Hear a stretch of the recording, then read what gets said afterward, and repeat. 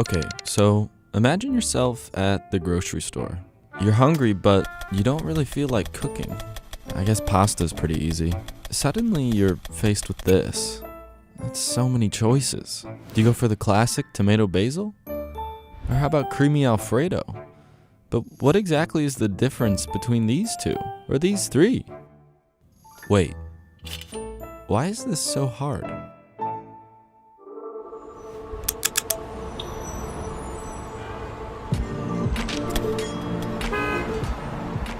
Trader Joe's is the surfy, laid-back grocery chain known for its cheap prices and floral print-clad staff.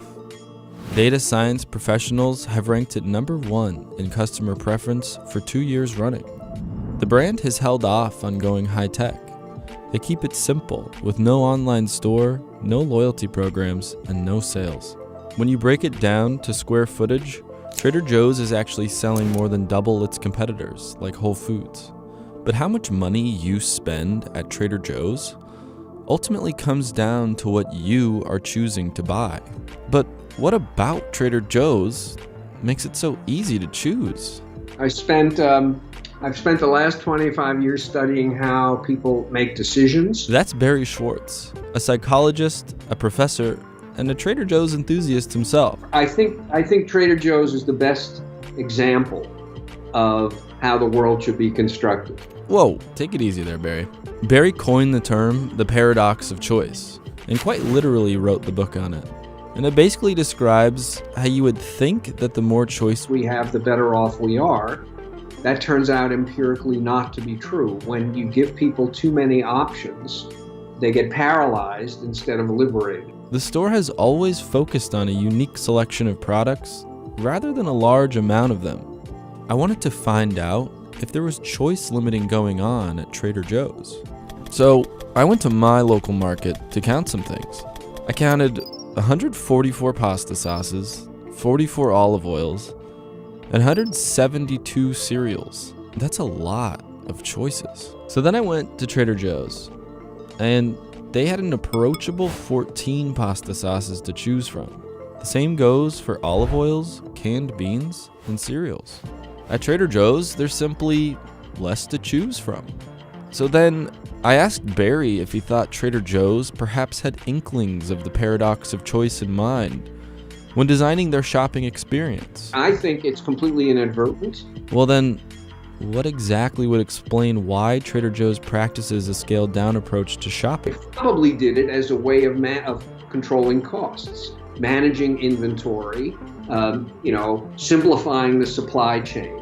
And somebody thought that if you offered other kinds of value, people would be willing to forego options. You can't have everything, but anything we've got is worth having, and we make your life simpler. In fact, when you look at Trader Joe's humble beginnings, the original Joe Coulombe, founded the business on quality over quantity. Trader Joe's made $13.3 billion in 2017, a number that's likely going up. The core of any business is the customer service, which Trader Joe's excels at. The employees, or crew members as they're called, are all extremely attentive and helpful. In short, they're there to make your life easier. This ideology is embodied in their food as well, specifically their frozen food. And Americans have always had a certain affection for a heat and serve mentality. Frozen dinners are easy, fast, and little mess. However, about half the time, the frozen section aisle remains pretty empty. According to Phil Lempert, a supermarket analyst, this is due to the frosty barrier of the freezer section. Opening that icy cold door likely means you've already committed to purchasing something, which doesn't tend to lead to much product discovery. Compare that to Trader Joe's open freezer bins, and you can start to see the difference. There's no glass door, and the low level of freezers brings shoppers physically closer to the products. It allows the freedom to check out the packaging more leisurely and without the blast of cold air. So with tons of effort being put forward to get customers to the products themselves have to be good, right? Trader Joe's products are marketed as healthy, and the products aren't the same old things we usually see in grocery stores. No Lay's, no Heinz, and it's mostly Trader Joe's own private label.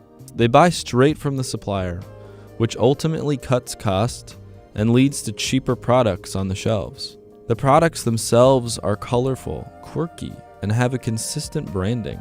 In order to better understand the effects of good branding, I called Denise Lee Yan, who is a brand building expert. And I wanted to know more about what goes into the packaging design.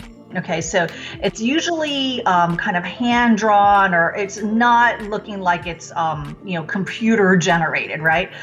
They're usually caricatures, and then there's some descriptive copy, and all of that I think helps the person, the shopper, kind of see how this product fits into their needs. There's an element of discovery, like finding a new product you didn't know existed. In an interview, the former head of packaging design at Trader Joe's said that the hand-drawn aesthetic invokes feelings of the human touch and artisanal quality. It can be easy to opt for takeout when thinking about stepping into the grocery store after a long day. But the subtle combination of tactics employed by Trader Joe's makes shopping a legitimately enjoyable experience. It gets you excited about something uniquely human, cooking and eating your food.